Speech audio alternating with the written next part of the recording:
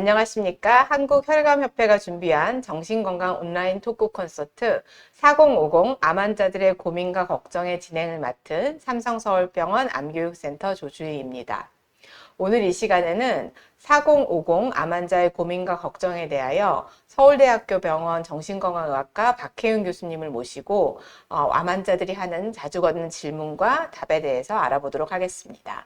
박혜윤 교수님 안녕하세요. 안녕하세요. 이렇게 귀한 자리에 초대해 주셔서 감사합니다.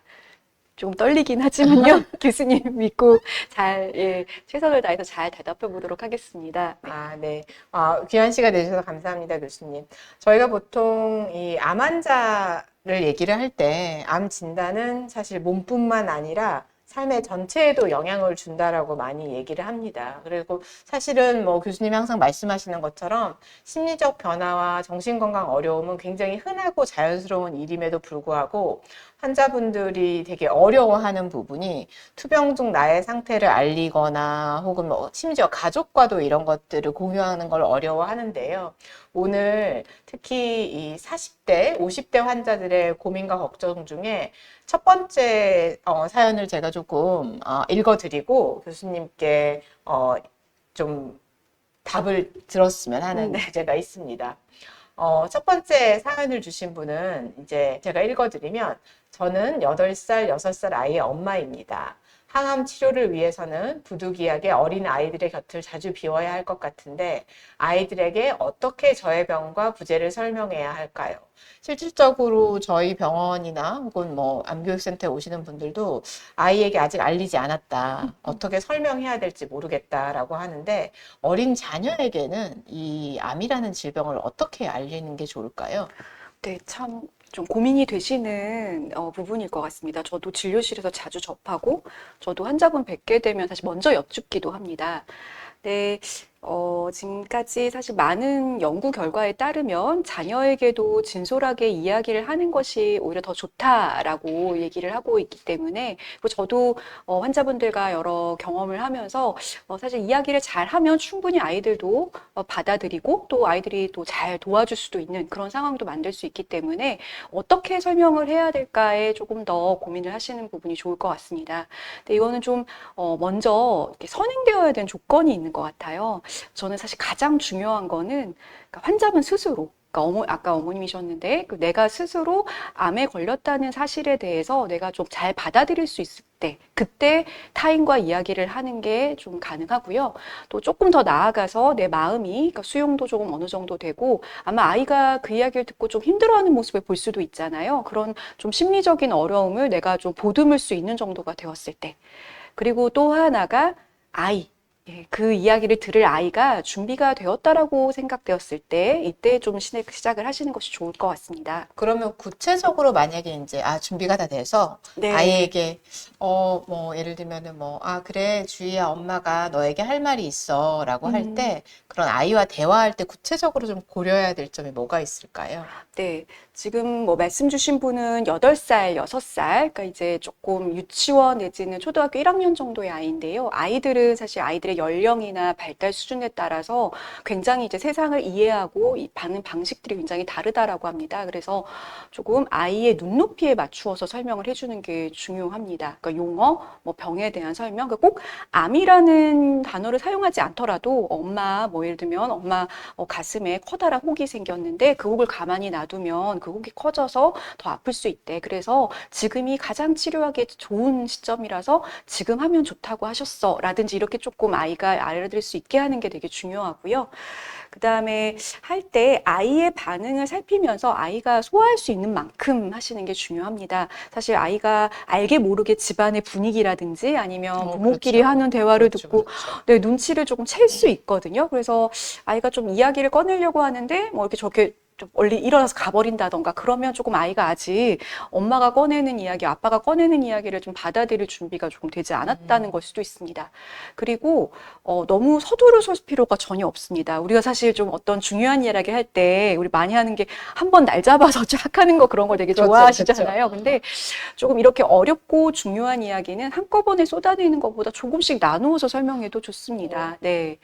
그리고 또 암이나 환자가 겪는 이제 아픔과 예후에 대해서 또 어떻게 생각하고 있는지. 그러니까 내가 뭐 속상하게 해서 엄마를 아프게 한 건 아닐까? 뭐 내가 힘들게 하면 아빠가 잘못될지도 모른대. 이런 좀 그렇죠. 자기의 행동과 네. 그러니까 우리가 사실 평소에는 엄마 아파 그러면 네가 속 썩여서 그래 네. 이렇게 하는 건데 이제 사실은 진짜 아프면 그렇죠. 이게 네. 아이들이 사실로 받아들이는 건가요? 네네, 덜컥 이게, 진짜 이런 일이 일어났구나라고 생각할 수도 있고, 그 다음에 이제 또 우리 알게 모르게 교수님 말씀하신 그런 이야기들을, 일상에서 네. 하죠, 우리가. 그리고 부모가 하지 않더라도 또 다른 데서도 사실 그런 그럴 이야기를 수 들을 있죠, 수도 그럴 있기 수 있죠. 때문에, 그것과 이제 아이가 잘못해서 부모가 아픈 게 아니라는 거를 처음부터 조금 명확하게 이야기를 해주는 게 굉장히 좀 아이의 불필요한 어떤 죄책감이라든가 특히 마음의 어린 부담. 아이일수록 그러나요? 아니면 사춘기도 그런가요?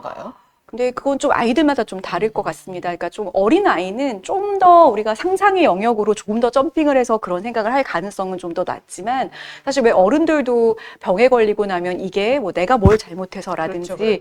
뭐 아니면 다른 사람이 나한테 잘못해서 생겼다라는 믿음을 갖듯이 사춘기 아이도 충분히 어머님과 많은 아버님과 갈등을 겪고 있던 중이었으면 그런 생각들은 충분히 할 수 있기 때문에 그건 또 좀 그 경우마다 다를 것 같습니다. 네. 교수님 아까 조금씩 나누어 설명해도 좋다라고 말씀하셨는데 이 네네. 조금씩 나누어 설명하는 부분에 관해서 조금 팁이나 뭐 네. 어떻게 하는 게 좋은지. 왜냐면 일반인들은 사실은 조금씩 나누어 설명한다라는 말을 사실 저도 암을 진단받은 걸 어떻게 조금씩 나누어 설명하지? 라는 생각이 들어가지고. 그래서 저도 조금 일단 처음부터 오늘 하루 다 설명하지 않아도 괜찮다라는 게 일단은 제일 포인트고요.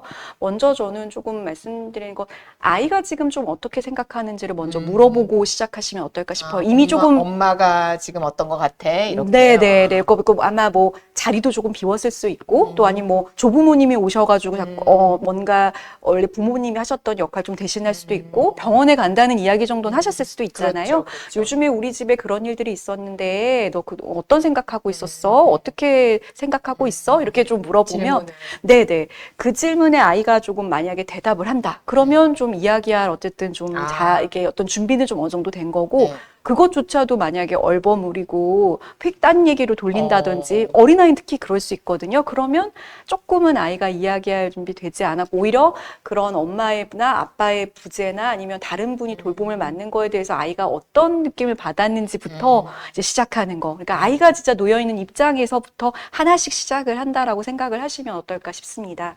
네. 그러면 사실은 아까 말씀하신 것처럼 이게 그러면 굉장히 중요한 게 아이의 나이, 네. 발달 수준, 이런 것들이 되게 중요하겠네요. 네, 맞습니다. 네, 그래서 사실 조금 특히 학령 전기 아이들은 사실 이런 어떤 인과관계를 명확하게 파악하는 게 아직 조금 어려울 수 있고 조금 어떤 마술적인 생각, 자신의 상상의 세계로 막 맞아요, 지어내는 거 맞아요. 굉장히 맞아요. 많이 저희 할 수 있고요. 우리 엄마 가슴을 괴물이 먹었다. 이런 표현도 애들이 많이 하고. 네, 맞습니다. 네. 그래서 그럴 수 있고, 근데 초등학교 정도 되면 어느 정도는 이제 물론 그것도 아이마다 좀 차이는 있겠지만 어떤 인과관계 그리고 어떤 우리가 어떤 다른 우리가 외부의 어떤 요인, 우리 집에서 크게 잘못하지 않아도 질병이라는 거는 왔다가 갈 수 있다라는 정도는 좀 파악할 수 있고요. 그리고 뭐 초등학교 고학년, 중학교 이상부터는 거의 사실은 크게 어렵지 않게 이해할 수 있을 거라고 생각이 듭니다. 그래서 조금 그런 발달 수준에 맞게 설명을 해주시는데 아마 설명을 해야 되는 게 암의 종류, 그러니까 엄마 가슴에 뭐 생겼어? 아빠 뭐 배에 뭐 위에 뭐 혹이 생겼어? 아니면 뭐 폐에 뭐가 생겼어? 이런 식으로 좀 종류는 좀 얘기를 아마 해주시는 게 필요하지 않을까? 그리고 또 이제 중요하게 우리 사실 뒤에도 말씀드릴 얘기려고 하지만 암이 어떻게 생기는지에 대해서 사실 굉장히 여러 가지 상상들을 많이 하는 그렇죠. 아까 뭐 내가 잘못해서 생겼어. 그래서 암 어떻게 생기는지에 대해서 조금 더 객관적으로 이야기를 해주시면 좋을 것 같고 또 이제 엄마나 아빠가 받아야 될 치료 그게 이제 결국에 예상이 되는 거잖아요. 그렇죠, 몇 그렇죠. 개월 동안 뭐 엄마가 무슨 식으로. 얼마나 없을 거야. 그렇죠. 네네. 네네. 그래서 엄마가 뭐 3, 4주 간격으로 항암을 받게 되는데 뭐 하루 정도 병원 다녀오고 그 다음은 집에 있긴 하지만 좀 힘들 수 있어. 뭐 이런 이야기들. 그러면서 이제 가족에게 변화가 예상되는 거. 그래서 엄마가 혹은 아빠가 챙겨줄 수 없으니까 누군가 와서 도와주실 거야. 아니면 뭐 이제 어린이집 데려다 주는 거는 이제 엄마가 아니면 혹은 아빠가 해줄 거야. 이런 식으로 아이들한테 변화가 예상돼 아이들 입장에서 변화가 되는 거를 좀 구체적으로 짚어주시면 좋을 것 같습니다. 그렇죠. 그냥 아파가 아니라 내가 엄마가 이걸 못할 거야, 뭐 누가 대신할 거야, 이제 네네. 상황이 어떻게 변화할 거야라고 하는 이 네네네. 가족에 대한 변화를 아이들에게 그렇죠. 해주는 네네. 거군요. 아이들도 사실 가족의 되게 중요한 구성원이고 그렇죠, 그렇기 그렇죠. 때문에 충분히 이야기를 하면 또 아이들도 준비를 할 수가 있습니다. 그럼 아이들이 그런 사실은 뭐 물론 그냥 거부하는 아이들도 있겠지만 뭐 아이들의 감정도 굉장히 다양할 것 같아요. 부모가 이런 네. 얘기를 할 때 네네. 그랬을 때 부모는 어떻게 대응을 해야 될까요? 그건 좀 감정적인 반응을 잘 살펴주시는 것부터 시작인 것 같습니다. 그래서 우리가 말로 표현할 수도 있는데요. 엄마가 집에 없을 때 되게 무서웠어. 아니면 엄마 나을 수 있는 거야? 이런 걱정을 표현할 수도 있고, 눈물을 흘릴 수도 있고요. 아니면 사실 아이들은 그런 감정에 대해서 이렇게 좀 표현을 하는 게 되게 더 서투릅니다. 어른들보다. 그렇죠. 네, 그래서 뭔가 자리를 휙 뜬다든가, 아니면 조금 막 이렇게 좀 산만해진다든지, 아니면 오히려 엄마, 아빠를 그 뒤부터 좀 떠나지 않으려고 꽉 붙든다든지, 뭐 이런 식의 볼 수 있는데, 그런 반응들을 좀 살피고, 지금, 너 어떤 상태야? 뭐 어때? 지금 마음이 어때? 이렇게 좀 물어보고, 조금 혹시, 걱정되거나 속상한 거 있어? 이렇게 조금, 엄마나 아빠가 아이의 마음을 조금 다시 한번 짚어서 그게 맞는지, 내가 이해하는 게 맞는지, 이렇게 좀 물어봐 주면 좋을 것 같습니다. 네. 저는 교수님의 설명을 들으니까 오히려 암 치료 전에는 표현하지 않았던 감정이라던가 혹은 아이의 네. 마음을 또 볼 수 있는 기회가 그럼요. 될 것 같다는 네, 생각도 네. 드네요. 분명 가족의 어떤 어려움은 사실 굉장히 큰 이렇게 위기이긴 하지만 우리가 어려움을 통해서 사실 굉장히 가까워지는 경우가 많잖아요. 오히려 기쁜 그렇죠. 순간보다도 어려울 때 더 끈끈해지고 사실 그런 부분도 있는데 아이도 마찬가지인 것 같습니다. 그리고 아이가 저는 뭐 물론 소아 전문가는 아니긴 하지만 아이가 아이도 굉장히 적응력이 전 좋다고 생각을 네, 합니다. 네. 근데 아이가 얼마나 좀 준비가 되고 또 아이가 지금 이런 상황에도 불구하고 우리 가족이 물론 어렵긴 있지만 다 같이 노력하고 있고 그리고 너를 굉장히 사랑하고 바뀌는 게 있지만 너를 언제까지나 우리는 다 최선을 다해서 돌볼 거다 이런 메시지를 준다면 오히려 아이가 어머니 아버지를 도와주려고 하는 모습도 되게 많이 보여요. 네네. 아이들이 또 엄마 아빠를 위해서 할 수 있는 일을 알려주는 것도 되게 네, 좋을 것 같아요. 네. 그럴 때 되게 구체적으로 또 칭찬해주고, 네가 이렇게 해서 네네. 정말 고맙다. 이렇게 해주면 또 아이들이 또 으쓱해지고, 그것 때문에 오히려 더 자긍심이 올라갈 수도 있습니다. 그래서 꼭 네. 너무, 물론 힘든 일이기는 하지만 너무 아이에게 안 좋은 영향만 있을 거라고 생각하시지 마시고, 지금 우리에게 닥친 일을 조금 진솔하게 나누고, 같이 좀 잘 헤쳐나가는 방향으로 한번 모색해 보시면, 그냥 잘 풀어나가실 수 있으리라고 생각을 합니다. 우리가 이제 아마도 어른들은 이제 교수님의 말씀을 요약하자면 어른들이 되려 애들은 몰라도 돼. 혹은 네. 아이들이 받아들이기 힘들 거야 라고 생각하고 아이들에게 대화를 하지 않는데 준비하고 우리 스스로 준비를 먼저 하고 네. 아이들에게 다가가서 얘기하고 또 네. 그런 감정들을 교류함으로써 서로를 이해하는 어떤 역할에 네. 대해서 좀 정립하는 게 또 네네. 어떻게 보면은 자녀와의 대화에 있어서의 네네. 올바른 방향이라고 좀 네. 요약해 주신 것 같습니다. 아유, 요약 네. 너무 감사드립니다. 두 번째 이제 환자분의 사연을 읽어 드리겠습니다. 갑자기 암을 진단받고 충격이 큽니다. 누구보다 열심히 살아왔고 저보다는 가족들을 챙기면서 그렇게 살아왔는데 암이라니요. 어떻게 저에게 이런 일이 일어날 수 있을까요? 제 인생이 송두리째 부정당한 것 같고 자신을 돌보지 않고 일만 하고 살아온 것이 후회되고 병을 키워온 스스로가 너무 원망스럽습니다. 특히 40대는 막 그래 내가 정말 열심히 살고 가족을 위해 살고 나의 모든 걸 희생했어. 그런데 암이라니. 네. 내가 돌볼 걸. 그러면 자책하시는 분들이 많으신데 이 부분에 대해서 교수님 말씀 부탁드리겠습니다. 참, 저도 이렇게 말씀하시는 환자분들 뵐 때마다 참 마음이 되게 아프고 무겁기도 합니다. 사실 얼마나 그 마음이 힘드실까라는 생각이 들고요. 근데 사실 이게 암 진단이라는 게 뭐 병기가 어떻든 간에 누구에게나 굉장히 사실 충격적이고 힘든 소식입니다.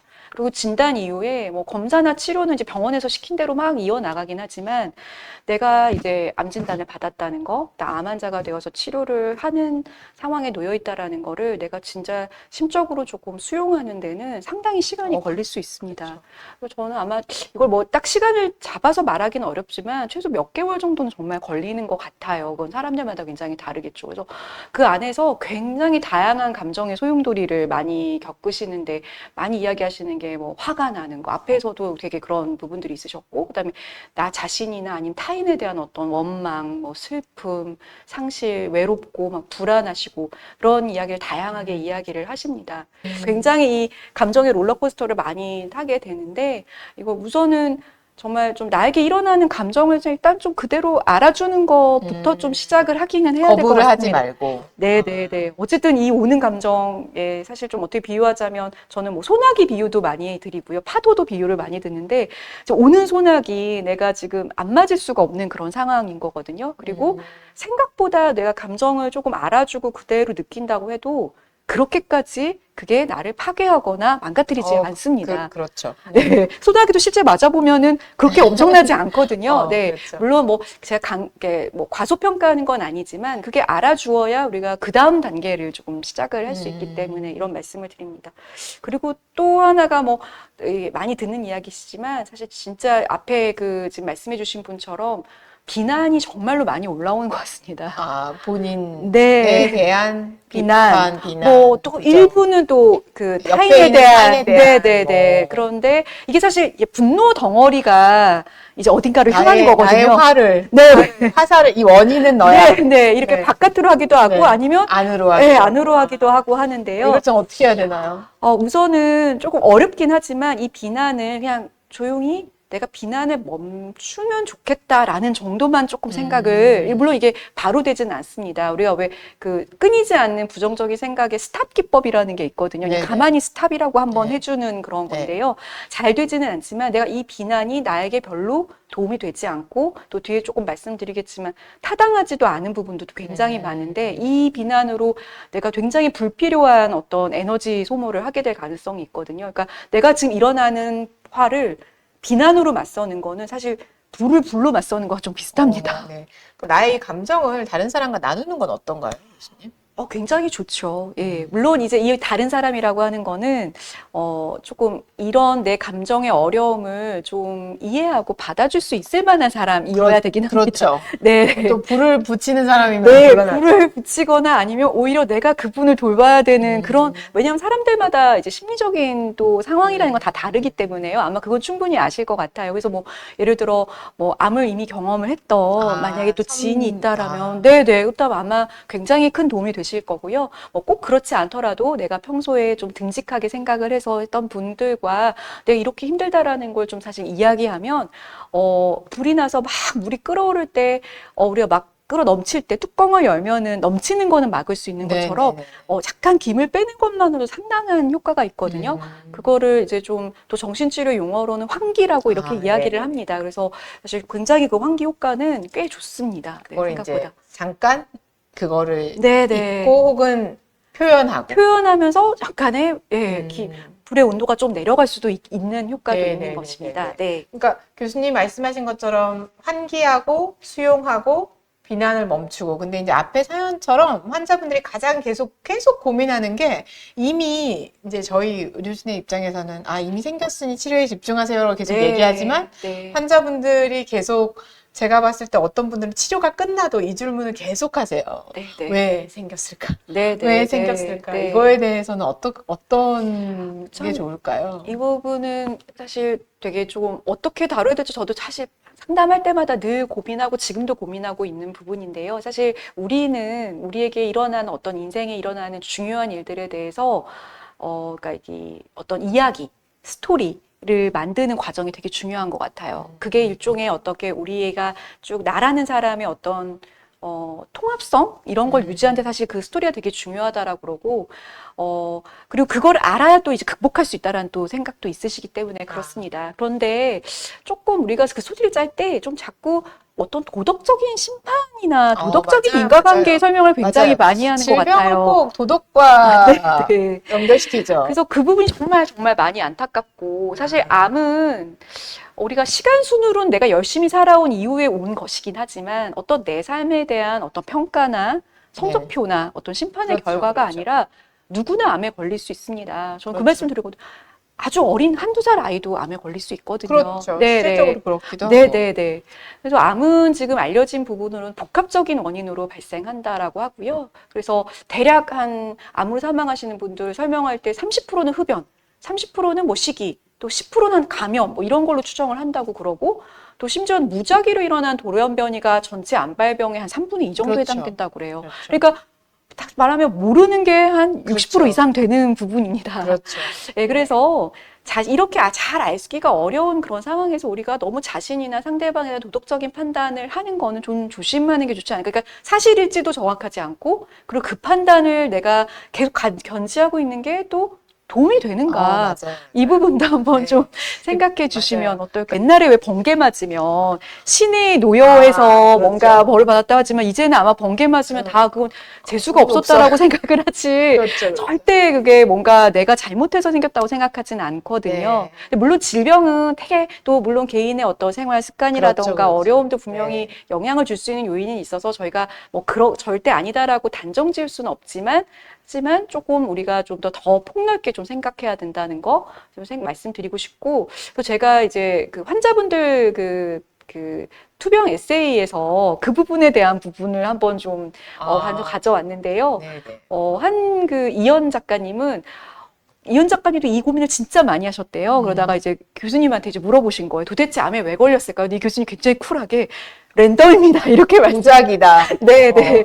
그걸 뽑기. 근데 들으시고 너무 후련하셨고, 명쾌했다. 마음의 네. 부담이 굉장히 하셨고, 네. 또 이제 양선아 작가님은 또 이렇게 얘기를 하셨어요. 어떤 이제 암을 이제 겪으신 이제 후배가 찾아와서 이야기를 해줬는데, 자꾸 선배에서 암의 원인을 찾지 말라고, 그냥 그렇죠. 운이 안 좋았던 거고, 선배는 섬계답게 잘 이겨내고, 이 얘기를 듣고 정말 마음의 부담이 확 내려갔다라는 그런 이야기를 들었습니다. 네, 아무래도 환자분들은 내가 뭘 잘못해서 암에 걸렸다라고 생각을 하기 때문에 항상 우리가 무슨 일이 있으면 그 원인을 나에게 찾는데 네, 아까 교수님 말씀하신 것처럼 그게 아니다. 그리고 이건 뭐 정말 우연일 수도 있고 아직 정확한 원인을 모른다 해서 내 안에서 원인보다 그걸 밖에 두고 그거를 고민하는 것을 일단 멈추는. 그렇죠. 멈추는 그게 되게 중요한 것 같습니다. 이제 다음은 이런 사연을 주셨습니다. 내 자녀와 아내를 둔 50대 가장으로 외벌이를 했었습니다. 암 진단 후 치료를 위해 휴직을 하게 되었고 부족한 소득을 보충하기 위해 아내가 일용직을 하고 있습니다. 나이가 갈수록 아내에게 미안함과 가장으로서 제 역할을 하고 있지 못하다는 죄책감과 자책감이 커지고 있습니다. 이렇게 사실은 우리가 이제 가족이라는 게 각자의 역할이 있잖아요. 특히 이제 이렇게 가장으로서 느끼는 가족들에 대한 미안함과 죄책감은 어떻게 받아들이고 해결하는 게 좋을까요? 사실 가족들에 대한 미안함과 죄책감도 그러니까 자책 못지않게 굉장히 어려운 부분 하나인데요. 맞아요. 앞서 말씀드렸듯이 그러니까 자신이 잘못해서 일단 암에 걸리는 건 아니라는 거. 그러니까 우리 가족 누구나 사실 이런 질병이라는 사고라든지 이런 일들은 올 수 있는데 이번 시기에는 내가 사실 그 일이 겪게 된 거라는 점을 일단 조금 말씀을 드리고 싶습니다. 그리고 내가 느끼는 상실감과 미안함 등 이런 나의 감정을 좀 충분히 내 스스로도 좀 수용을 해주십시오. 우리 가족이라고 하는 거 사실 생각해보면 우리 살면서 사실 늘 좋은 일만 있는 건 정말 아니잖아요. 네네. 그래서 기쁨뿐만 아니라 사실 어떻게 보면은 슬픔과 어려움을 같이 하는 사실 공동체라서 더 소중하지 않을까 이렇게 생각이 들고, 그래서 위기를 좀 함께도 극복하면서 가족 전체가 또 함께 또 성숙해 갈 수도 있습니다. 쉽지 않은 일이긴 하지만 좀 그렇게 조금 보신다면 이거를 꼭 내가 뭔가 잘못해서 가족에게 큰 짐을 준 것과 조금 다른 관점을 좀 가지실 수 있지 않을까 이렇게 생각이 들고요. 거기서 조금 더 나아가서 그럼 가족들을 위해서 지금 내가 할 수 있는 일은 과연 무엇일까? 이걸 좀 한번 생각해 보시면 어떨까? 라는 생각을 말씀을 드리고 싶습니다. 그래서 사실 내가 환자일 때도 할 수 있는 일이 저는 제법 있다고 생각을 합니다. 네. 그렇죠. 먼저 이제 도와주는 가족들에 대한 감사의 표현. 사실 네네. 이것도 우리 사실 좀 박하게 하시는 경우들도 많아요. 마음속에서는 막 감사하시는데. 미안하지만 고맙다고 하지 않아요. 네네네. 오히려 미안하다는 이야기를 많이 하시는데 또 네. 고맙다는 말도 좀 적게 맞아요, 하시는 맞아요, 경우들도 맞아요. 있고요. 그럴 수 있죠. 그리고 우리가 가족들에게 우리가 해줄 수 있는 게 꼭 어떤 돈을 벌어주는 거, 그다음에 뭔가 집안일을 하고 뭔가를 뭐 데려다주고 이런 것뿐만 아니라 아주 큰 부분이 실은 전 정서적인 지지라고 생각을 그렇습니다. 합니다. 네네. 그런데 그 정서적인 지지가 사실 좀 잘 안 될 수도 있거든요. 근데 정서적인 지지는 사실 많은 에너지를 필요로 하지 않아요. 누워서도 심지어 할 수 있습니다. 따뜻한 말 한마디, 네네. 그다음에 뭐 포옹을 해준다든지, 그렇죠. 아니면 자녀가 뭔가 일을 했을 때 아주 구체적으로 칭찬해 준다든지, 그렇죠. 아니면 뭐 아내에게 오늘 너무 아름답다고 얘기를 해주신다든지, 네, 이렇게 해서 가족들의 기분과 마음을 편안하게 해주는 역할을 또 하실 수도 있어요. 물론 네. 늘 하시진 못하실 수도 있지만 그런 부분을 하려고 생각을 하면 하실 수 있는 부분이 점차 보이실 겁니다. 약간 이런 게 우리가 가족이라고 하는 공동체에 사는 이유가 이런 정서적인 위로를 가장 많이 안전하게 받을 수 있는 건데, 예를 들면 네. 남이 나에게 사랑해라고 말을 하는 건 저 사람이 나한테 무슨 그쵸. 소리야 라고 네네네네. 하지만 사실은 가족끼리 사랑하고 안아주고 이렇게 네. 감사하는 건 사실은 우리 가족이니까 네, 나의 네. 감정을 편안하게 나눌 수 있는 건데, 의외로 사실은 오히려 평소에는 잘하다가도 위기의 상황이 오거나 이러면 좀 더 인색해지는 것 그럴 같아요. 수도 그래서 있습니다. 저는 이제 네. 교수님 말씀을 들으면서 이거를 자연스럽게 끌어내는 거는 어려우면 약간 이걸 또 숙제처럼 뭐 하루에 몇 네네. 번씩 하기, 네네네. 하루에 3번씩 하기 일상이 이런 뭐 거. 그렇게 네네. 그렇게 해야 되나? 약간 그것도 그런- 좋을 수 그런 있고요. 생각이 들었어요. 아니, 뭐, 예를 들어, 뭐, 아이가 집에 돌아왔을 때, 네. 그때는 꼭 내가 아주 반갑게 인사를 네, 한다. 오늘 하루 그러니까요. 잘 보냈니? 네, 너 오는 거 되게, 오늘 기분이 어땠어? 이런 걸 물어보는 것도 되게 좋을 것 그러니까 뭐 같고요. 아내가 출근할 때 항상 네네네. 여보 너무 고마워, 뭐 잘 네네. 갔다 와, 네네. 뭐 이렇게 덕분에 내가 잘 하고 있어, 이렇게 네네. 사실은 교수님 말씀대로 따뜻한 말하다 미안해가 아니라 네네. 너무 고마워, 그런 네네. 것들을 약간 저는 들으면서 이걸 숙제처럼 하는 게 저희 왜 공부할 때 이렇게 써잖아요. 그렇죠. 나는 할 수 있다 이렇게 하는 것처럼 네. 좀 주문을 외워야 되나. 너무 어색하고 잘 어려우신 분 경우에는 사실은 이게 정서적인 지지도 사실 저는 좀 일종의 바디랭귀지라고 생각을 네네. 하거든요. 근데 바디랭귀지는 그냥 한날 한시에 되진 않습니다. 맞아요, 그래서 맞아요. 교수님 말씀하신 것처럼 조금 내 안에 탑재가 될 때까지는 조금 내가 오늘은 요번 주는 좀 요거 한번 해봐야겠어. 눈 맞추고 조금 사랑한다는 말 좀 맞아요, 해보겠어. 이런 거 좀 결심하셔도 저는 좋을 것 아. 같습니다. 아주 좋은 방법입니다. 다른 정서적 지지 외에 다른 게 뭐가 있을까요? 또 하나는 만약 지금 이 사연 같은 경우는 지금 아내분이 지금 바깥에서 일을 하고 계시잖아요. 네네네. 그러니까 아주 간단한 집안일이라던가 아이들 좀 숙제 봐준다든지 아. 뭐 이런 거 같이 투병 중에 그냥 지금 나의 체력에서 할 수 있는 가사랑 양육을 그냥 좀 분담을 해주시는 거예요. 그리고 사실 많이 못 하시더라도 사실 그게 주는 의미가 있습니다. 그리고 이제 예. 하려는 노력?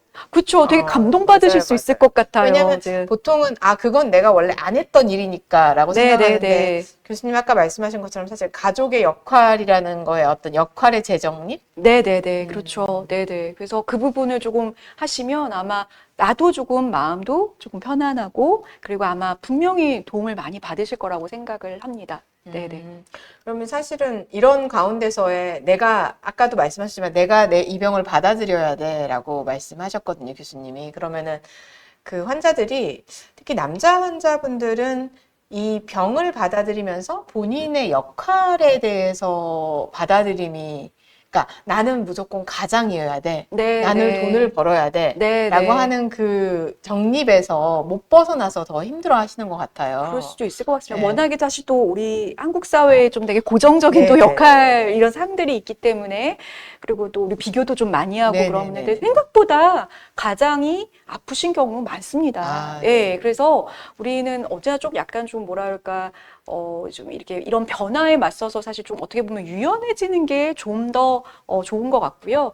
그 다음에 이제 또 말씀드리고 싶은 투병중 가족을 위해서 할 수 있는 일 연관해서 좀 말씀드리면 저는 좀 가장 큰 것 중에 하나가 위기를 대하는 나의 태도 자체가 이 가족들에게 굉장히 큰 선물이 될 수 있다라는 걸 말씀드리고 싶습니다. 네, 왜냐하면 사실 위기라는 건 내 자녀도 겪을 수 있고 내 배우자도 겪을 수 있고 그런데 그렇군요. 네. 이런 상황에 놓였을 때 우리 아버지가 어떻게 이거를 아. 대처했다라는 걸 한다면 아마 분명히 알게 모르게 롤모델이 그렇죠, 될 그렇죠. 거예요. 그러니까 예. 보는 것만으로 아 그때 우리 아빠가 이랬었지, 우리 엄마가 그렇죠. 이랬었지. 네, 네. 그게 어떻게 보면 아이들에게 삶의 교훈이 네, 되겠군요. 네. 너무나 아무도 줄 수 없는 사실 큰 어떻게 보면은 큰 유산인 거죠. 어떻게 맞아요, 보면요. 맞아요, 네, 맞아요. 네, 네. 그래서 저는 이 부분을 생각하시면 아마 조금 아, 더 굉장히 좋은 네, 말씀이십니다. 이 네, 위기를 기분이 대한 나의 태도가 네, 우리 네. 가족에게 또 뭐 롤모델이 될 수 그렇습니다. 있다. 네, 네.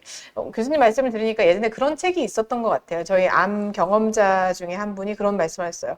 아무도 경험할 수 없는, 평범한 사람은 할 수 없는 나는 지식과 경험을 가지고 있다. 그럼요. 네. 정말 그게 내 맞는 삶의 말씀. 원동력이고 네, 네. 또 내가 다른 사람보다 특별하다는 증거이다라는 아, 말이 기억나는데 네, 그런 네. 부분들을 또 긍정적인 측면을 보면 굉장히 좋은 네, 또 네. 가족 전체에게도 좋은 네, 기회가 네. 될 것 같네요. 다른 환자 사연 한번 읽어드리겠습니다.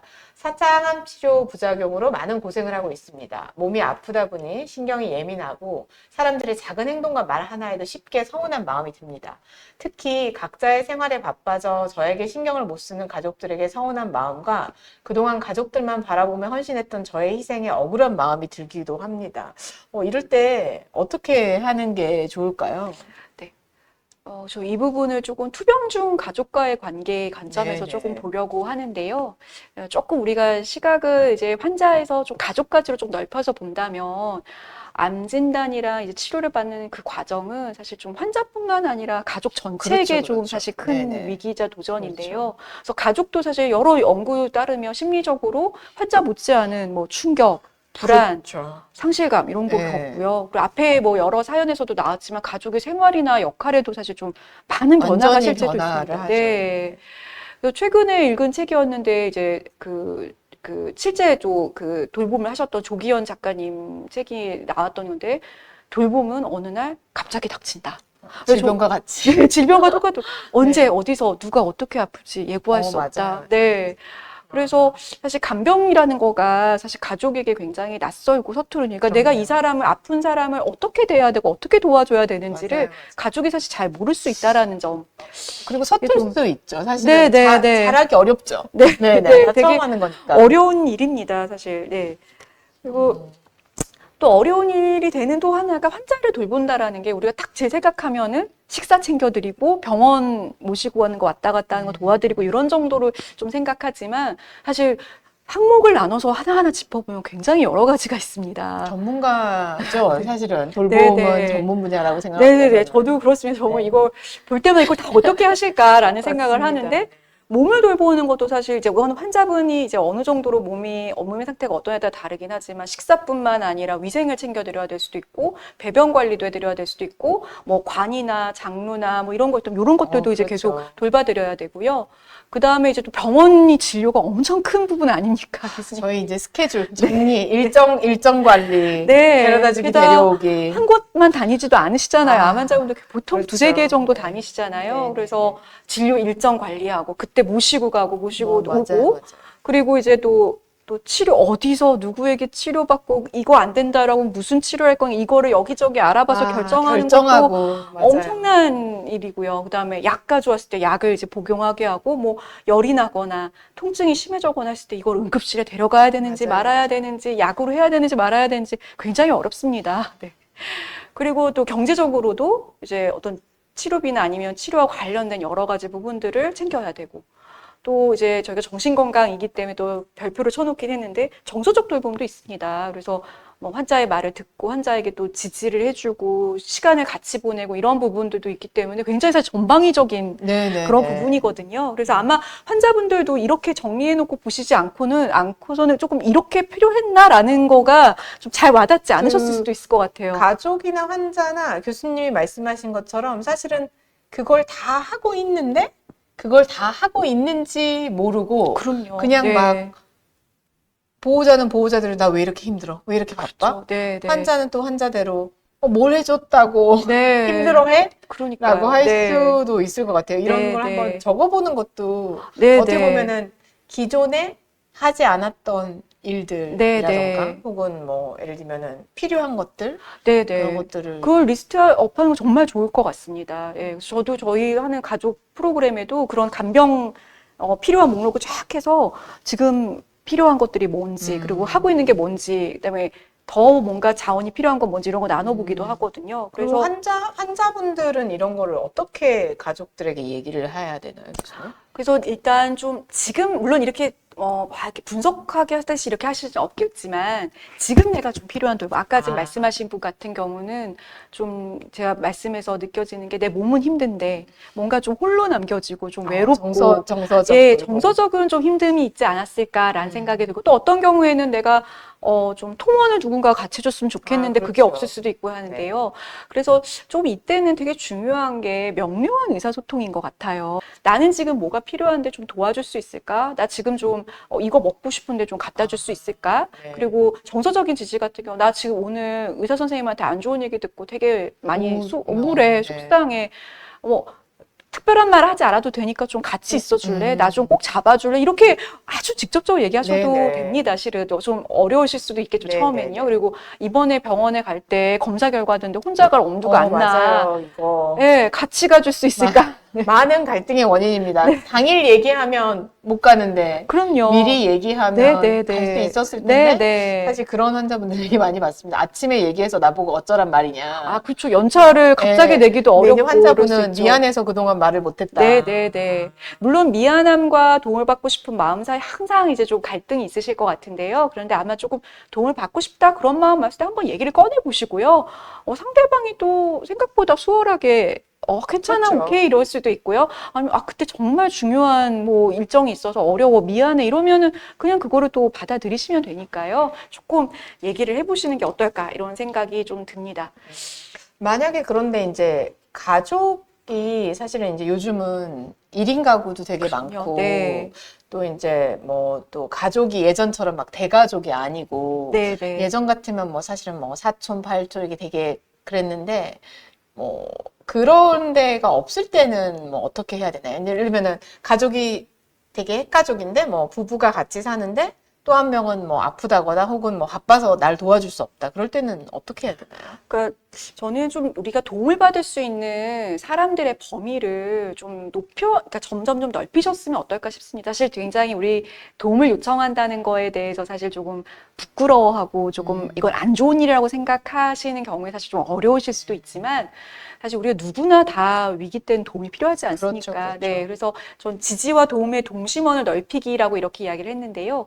가족 이외에 도움과 지지를 받을 수 있는 좀 지인이나 커뮤니티를 점점 좀 늘리셨으면 좋겠습니다. 저도 제가 아는 분이 이제 결혼을 하시지 않으셨는데 이제 암에 걸리셔가지고 굉장히 이제 뭐 항암 치료를 받거나 이럴 때 되게 어려움이 있었는데 그분은 그걸 숨기지 않고 주변에 굉장히 다 얘기를 하셨어요. 그래서 항암을 받을 때 거의 친구들이 번갈아 가면서 오셔가지고 항암 치료 받을 때 누구보다도 옆에 사람이 계속 있으셨습니다. 그리고 특히 정서적인 지지 같은 경우는 가족은 사실 우리가 일상의 어떤 집안일이나 이런 도움은 사실 가족에게 받는 것이 현실적인데 정서적인 지지 같은 경우는 사실 지인에게 받기가 굉장히 또 쉽고 그렇죠. 오히려 가족한테 이야기 못하는 말이 많지 않습니까? 그렇죠, 아닌가요? 그렇죠. 예, 저도 사실 좀 친구한테도 네네. 얘기를 많이 하는 것 같은데요. 또 아까 말한 가족끼리 할 게 있고 안 할 게 있는 그럼요. 거죠. 네. 그래서 오히려 그런 부분은 또 지인한테 좀 얘기를 하고 또 오히려 이렇게 지지망이 커져서 내가 다양한 곳에서 관계를 맺으면 거꾸로 가족과의 관계도 좀 더 건강해지는 측면 분명히 있는 것 같습니다. 그럴 수 네. 있을 것 같아요. 교수님 말씀처럼 좀 어떻게 보면 아까 말씀한 환기요법. 내가 네. 여러 곳에 가서 나의 마음을 표현하고 네. 나의 감정을 조금 더 객관적으로 보고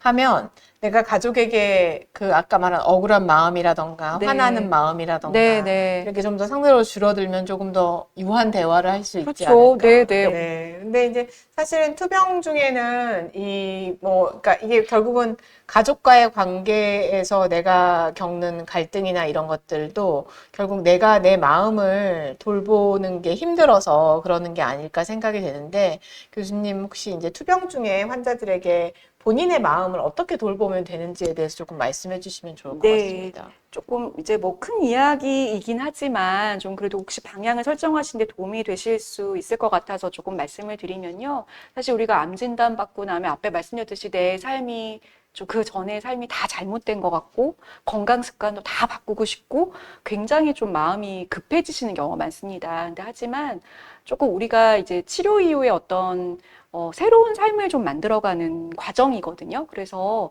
그거를 조금 천천히, 이게 지금 사실 급하게 하실 건 별로 없습니다. 병원에서 필요한 것들은 하자고 다 이야기를 하실 거고, 좀 천천히 가자. 그리고 또 하나가 이때는 사실 신체적으로나 정신적으로나 여러 가지 좀 힘든 점이 생기기가 굉장히 쉬운 시기이고 많습니다.